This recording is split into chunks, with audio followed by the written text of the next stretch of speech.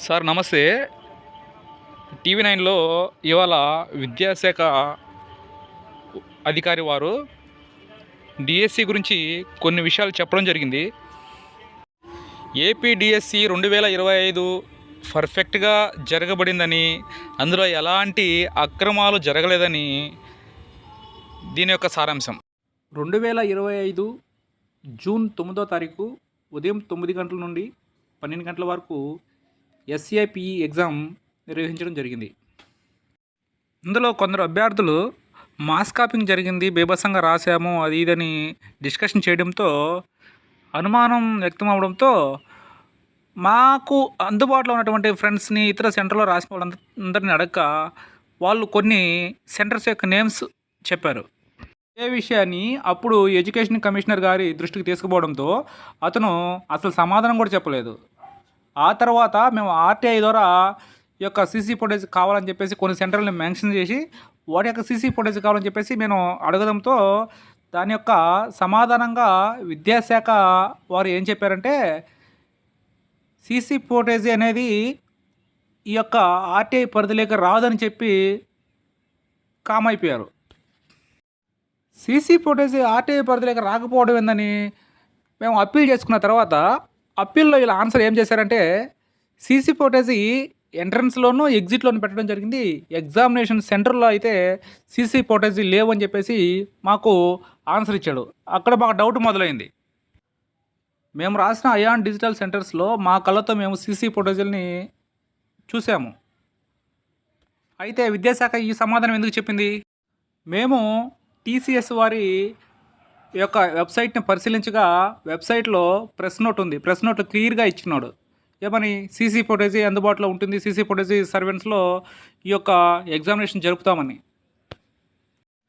ఇప్పుడు మీరు టీవీ నైన్లో ఇచ్చినటువంటి ప్రెస్ మీట్లో కూడా సీసీ ఫుటేజ్ అనేటివి టీసీఎస్లో అందుబాటులో ఉంటాయి, ఎలాంటి అవకతవకలు జరిగేదానికి అవకాశం లేదన్నారు కదా. మరి సీసీ ఫుటేజ్ ఇవ్వడానికి ప్రభుత్వానికి ఏమి? మీ డిపార్ట్మెంటే చెప్పింది కదా ఎగ్జామ్ హాల్లో సీసీ ఫుటేజ్ లేవు అని చెప్పేసి. మరి అక్కడ లేవంటున్నారు, మీరేమో ఉన్నాయంటున్నారు. టీసీఎస్ వాళ్ళు క్లియర్గా చెప్తున్నారు సీసీ ఫుటేజ్ ఉన్నాయని చెప్పేసి. మరి మీరు ఎందుకు దాస్తున్నారు? మీరు అంటున్నారు ప్రశ్నపత్రాన్ని ఎక్స్పర్ట్స్ తయారు చేస్తారు, ఇందులో ఎలాంటి అవకతవకలు జరగవు, జరిగే అవకాశమే లేదని.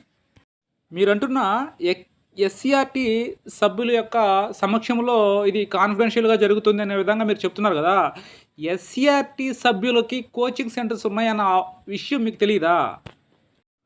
కోచింగ్ సెంటర్లను నిర్వహిస్తున్న వాళ్ళని ఎస్సీఆర్టీ సభ్యులుగా మీరు ఎలా యాక్సెప్ట్ చేస్తారు? దీని యొక్క అర్థం ఏంటి? ఎస్ఐపిఈ రాసినటువంటి సిబిటి టైప్ ఎగ్జామినేషన్లో మొదటగా వచ్చే ఇన్స్ట్రక్షన్స్ ఏంటంటే, మీకు 200 ప్రశ్నలు ఇస్తాము. 200 ప్రశ్నల్లో ప్రతి ప్రశ్నకి హాఫ్ మార్క్ ఉంటుంది. ప్రతి ప్రశ్నకి 4 ఆప్షన్స్ ఉంటాయి. అభ్యర్థి సమాధానంగా ఒకే ఒక ఆప్షన్ని ఎన్నుకోవాల్సి ఉంటుందని క్లియర్గా ఇస్తారు. ఎస్ఏపిఈ ఎగ్జామ్లో 14 ప్రశ్నలు తప్పులు ఇచ్చారు. దాదాపుగా 20 ఉన్నప్పటికీ 14 ప్రశ్నలకు మల్టీ ఆన్సర్స్ ఇచ్చారు. మరే ఒక ప్రశ్నల్లో 4 ఆప్షన్స్ ఉంటాయి కదా, 4 ఆప్షన్స్లో 3 ఆప్షన్సే కదా తప్పులు, ఒకే ఆన్సర్ కదా సమాధానంగా ఎన్నుకోవాల్సి ఉంటుంది. మరే మల్టీ ఆన్సర్స్ మీరు ఎట్లా ఇస్తారు? 1, 2 కాదు 14 ప్రశ్నలు ఇస్తే అంటే 7 మార్కులకి మీరు మల్టీ ఆన్సర్స్ ఇస్తే అభ్యర్థి యొక్క భవిష్యత్తు ఏం కావాలి? దీన్ని బట్టి అర్థమవుతుందా ఎక్స్పర్ట్స్ ఎంత సబ్జెక్ట్ గలవారో? దీని కారణంగా ఎంతోమంది అభ్యర్థుల యొక్క జీవితాలు నాశనం అయిపోయాయి. దీనికి ఎవరు రెస్పాన్సిబిలిటీ? విద్యాశాఖ అధికారుల రెస్పాన్సిబిలిటీనా? Paper setter రెస్పాన్సిబిలిటీనా? ప్రభుత్వం రెస్పాన్సిబిలిటీనా? ఎవరిది బాధ్యత? ఏంటి సార్, మీ 200 కేసులు ఏపీడిఎస్సి మీద పడ్డాయి. 200 కేసులు ఏపీడిఎస్సి మీద దేని కారణం చేత పడ్డాయి? భారతదేశ చరిత్రలో, రాష్ట్ర చరిత్రలో కాదు, భారతదేశ చరిత్రలో ఎన్నడూ లేని విధంగా ఒక డిఎస్సి ఎగ్జామ్ మీద 200 కేసులు పడ్డాయంటే ఊరికి ఎందుకు పడతాయి? అందులో సమస్య ఉంది కాబట్టి, అడుగున సమస్యలు ఉన్నాయి కాబట్టి, అక్రమాలు జరిగాయి కాబట్టి, అభ్యర్థులకు అన్యాయం జరిగింది కాబట్టి అన్ని కేసులు పడ్డాయి. ఒక ఏపీడిఎస్సి మీద 200 కేసులు కోర్టులో పడ్డాయంటే కనీసం వాటిని పరిగణనలోకి తీసుకోకుండా, పరిశీలించకుండా హడావుడిగా ఎందుకు పోస్టింగ్ ఇచ్చేశారు? అంతేకాకుండా మీరు దీన్ని గర్వంగా చెప్పుకోవడం, 200 కేసులు పడ్డప్పటికీ కూడా మేము డిఎస్సిని నిర్వహించడం జరిగింది, పూర్తి చేయడం జరిగిందని.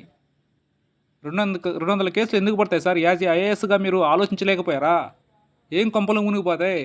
2 months ఉండొచ్చు, ఆగొచ్చు కదా. కోర్టు విషయాలన్నీ క్లియర్ చేసుకున్న తర్వాత పోస్టింగ్ ఇచ్చినొచ్చు కదా. అక్రమాలు జరగకపోతే ఈ యొక్క సీసీ ఫుటేజ్ ఎందుకు ఇవ్వలేదు? ఇంత హడావుడిగా ఎందుకు కోర్టు కేసులు ఉన్నా కూడా ఎందుకు నియామకాలు చేపట్టారు, పోస్టింగ్ ఇచ్చేశారు? ఎవరికి చెప్తారు మీరు ఈ మాటలన్నీ? ఆ ఆరోపణ అని ఎందుకంటారు? దేన్ని బేస్ చేసుకుని మీరు ఆరోపణ అని డిక్లేర్ చేస్తున్నారు దీన్ని? సార్, దేశంలో దొంగలు ఏ విధంగా పెరిగిపోయారంటే, మన దేశంలో ప్రతిష్టాత్మకంగా నిర్వహించే నీటి ఎగ్జామ్నే పేపర్ లీక్ చేశారంటే ఈ డిఎస్సి ఒక లెక్క. బాత్రూముల్లో గోడలపై వెళ్ళి రాయడం ఏంటి సార్? సెల్ ఫోన్లో సెర్చ్ చేయడం ఏంటి సార్? సెంట్రల్లో చెప్పిన ఒకసారి సెర్చ్ చేసి చూడండి సార్. ఎతకండి, ఓ సీసీ ఫుటేజ్ చూడండి. మీకు భయం ఎందుకు? సీసీ ఫుటేజ్ చూడండి. జరిగితే యాక్షన్ తీసుకోండి, జరగకపోతే డిఎస్సి నిర్వహణలో ప్రభుత్వం వైఫల్యం కాలేదు అనుకుంటే, ఇందులో ఎలాంటి అక్రమాలు జరగలేదని మీరు చెబుతున్నారు కదా, మరి దీనికి మేము అడిగే అంశానికి మీరు సమాధానం ఏం చెప్తారు? జోన్ 1లో ఎగ్జామ్ రాసిన వారిని తీసుకొచ్చి జోన్ 3లో ఫిలప్ చేశారు. ఎలా ఫిలప్ చేశారు? ఎందుకు ఫిలప్ చేశారు? ఎవరు చెప్పారు ఆ విధంగా? ఏ జోనల్ సిస్టమ్ ఉంది? జోన్ 1లో తీసుకొచ్చి జోన్ 3లో ఫిలప్ చేయమని చెప్పేసి. నర్సారావుపేట ఇంజనీరింగ్ కాలేజీలో హాల్ టికెట్ ఉంటే కానీ అభ్యర్థిని లోనుకు పంపించరు. అలాంటి టైంలో ఒక కోచింగ్ సెంటర్ యాజమానికి ఎగ్జామినేషన్ సెంటర్లో ఏం పని? ఎలా అలౌ చేశారు అతన్ని? సీసీ ఫుటేజ్ చూడండి. అవే కదా మేము అడుగుతున్నాం. మీరు సీసీ ఫుటేజ్ చూడండి. అన్ని విషయాలు బయటపడతాయి, వెలుగులోకి వస్తాయంటే ఎవరైనా పట్టించుకుంటున్నారా? ఒకడు సీసీ ఫుటేజ్ లేదంటాడు, ఒకడు ఆర్టీఐ పరిధిలోకి రాదంటాడు, మరొకరేమో సీసీ ఫుటేజ్ ఉందంటారు. ఎవరు నమ్మాలి? నర్సారావుపేట ఇంజనీరింగ్ కాలేజీ యొక్క CC footage, Kurnool Pulla Reddy engineering college యొక్క CC footage, Nellore ion digital centre యొక్క 3rd floor సీసీ ఫుటేజీ, ఇవన్నీ బయట పెట్టండి. అక్రమాలు జరిగాయో తెలుస్తుంది. మేము చెప్తున్నాం కదా, సెంట్రల్తో సహా బయట పెట్టండి. మేము అంటున్నాం మాస్ కాపింగ్ జరిగింది అని మేము అంటున్నాం, మీరు జరగలేదంటున్నారు. మీ దగ్గర ఎవిడెన్స్ ఉందా? జరగలేదు, మాస్ కాపింగ్ జరగలేదు అని చెప్పడానికి మీ దగ్గర ఎవిడెన్స్ ఉందా? ఎవిడెన్స్ ఏముంటుంది? సీసీ ఫుటేజ్ ఒకటే. ఆ సీసీ ఫుటేజ్ అడిగితే ఇవ్వకపోతుంది, మీరు పరిశీలించకపోతుంది. ఏంటి? అభ్యర్థులు కోర్టు చుట్టూ, విద్యాభవన్ చుట్టూ తిరిగి విసిగిపోయి వాళ్ళ ఆర్థిక స్తోమత సరిపోక కామ్ అయిపోయారు తప్ప, గవర్నమెంట్తో ఫైట్ చేయలేక కామ్ అయిపోయారు తప్ప వేరే విధంగా కాదు సార్. ప్రతి దానికి మీరు కానీ మినిస్టర్ గారు కానీ ఏమంటున్నారు? వైసీపీ వాళ్ళు 200 కేసులు డిఎస్సి మీద వేశారంటారు. వైసీపీ వాళ్ళకి ఏం సార్? ఎందుకు వేస్తారు వైసీపీ వాళ్ళు? వైసీపీ వాళ్ళు డిఎస్సి మీద 200 కేసులు వేయాల్సిన అవసరం ఏముంది? చెప్పండి, ఒక్క రీజన్ చెప్పండి. డిఎస్సి నిర్వహించి దాదాపుగా సంవత్సరం రోజులు అవుతుంది.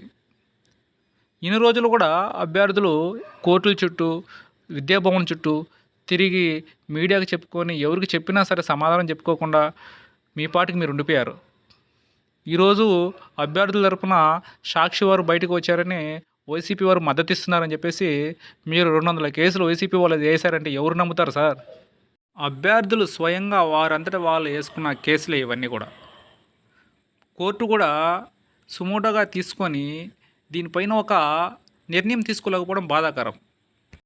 పోనీ మేము జరిగిందంటున్నాం, మీరు జరగలేదు, పర్ఫెక్ట్గా జరిగిందంటున్నారు. మేము అక్రమాలు జరిగాయి అంటున్నాం. సిబిఐ ఎంక్వైరీ వేయండి, వాళ్ళు తెలుస్తారు అక్రమాలు జరిగాయా, అవినీతి జరిగిందా లేదా అని. మరి మీకెందుకు భయం? ఎవరు అవునన్నా కాదన్నా ఏపీ డిఎస్సి మీద అనేక సమస్యలు ఉన్నాయి, అనేక అక్రమాలు జరిగాయి. ప్రజలు నమ్ముతున్నారు, అభ్యర్థులు నమ్ముతున్నారు, వాళ్ళ పేరెంట్స్ నమ్ముతున్నారు. ఈ డిఎస్సిపై పబ్లిక్కి ఒక అవగాహన వచ్చింది. ఇన్ని రోజులు మీరు కామ్గా ఉండి ఇప్పుడు ఒక స్క్రిప్ట్ చదివేసి అంతా పర్ఫెక్ట్గానే జరిగిందని చెప్పేస్తే ఎవరు నమ్ముతారు సార్ చెప్పండి? మీరు అంతా పర్ఫెక్ట్గానే జరిగిందని చెప్తున్నారు కాబట్టి సిబిఐకి ఇవ్వండి, ఎంక్వైరీ చేస్తుంది, ఏది అబద్ధమో ఏది నిజమో తేలుస్తుంది. లేదా అభ్యర్థులతో కలిపి ఒక కమిటీ వేయండి. మీకు చేత కాకపోతే అభ్యర్థులు వాటిని బయట తీస్తారు. ఇదంతా ఏమీ లేకుండా ఏదో నామమాత్రంగా ఎవరు చెప్పిందో మీరు మాట్లాడడం కరెక్ట్ కాదు సార్, క్షమించాలి.